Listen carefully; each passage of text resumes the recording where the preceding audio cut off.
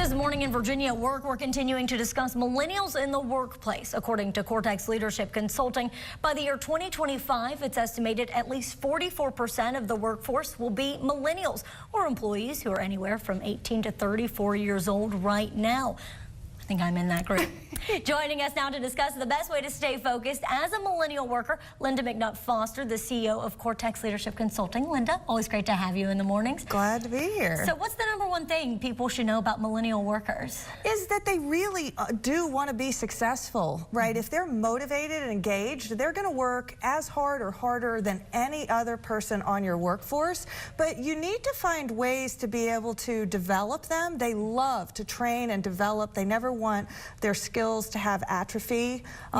So you need to constantly give them feedback, real direct feedback on you're on course here, you're off course here. They want that involvement and they trust that when you can give that to them. And I know as a millennial worker, we work really, really hard, and a lot of times that comes with a lot of stress during the workplace hours and sometimes after the workplace hours. So you have a list of do's and do nots when it comes to de-stressing at work, right? I did, and we're going to post it on the website this morning. And we also brought Robyn Goodpasture in, who is one of my favorites for motivating people and getting their energy up fast. She's done it for me for years, and so we have her with Alex on out there, and we're about to de-stress you at your desk.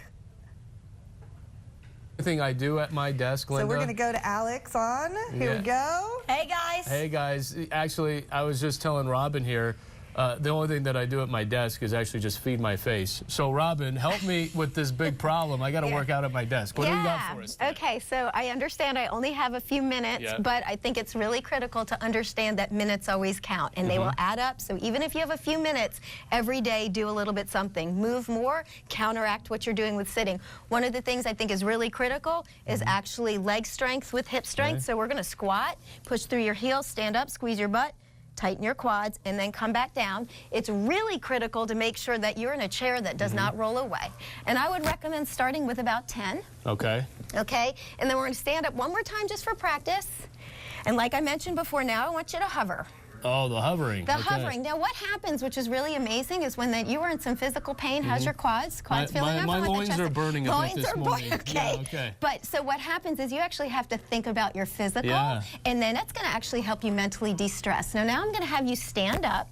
We had talked about actually twisting with the lower back, because that gets really tight when we sit. Okay. But from another de-stress and strength training, one of the things that we lose, especially the older we get, and I know I'm considerably older than you, but we're going to actually lose our balance. So I'm going to actually have you stand, focus on something that doesn't move, chest is up, or the camera.